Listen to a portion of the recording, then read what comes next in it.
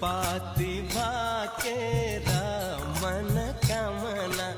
आयो बंदीपुर जुन जस्ती माया को मन कामना के छ सुर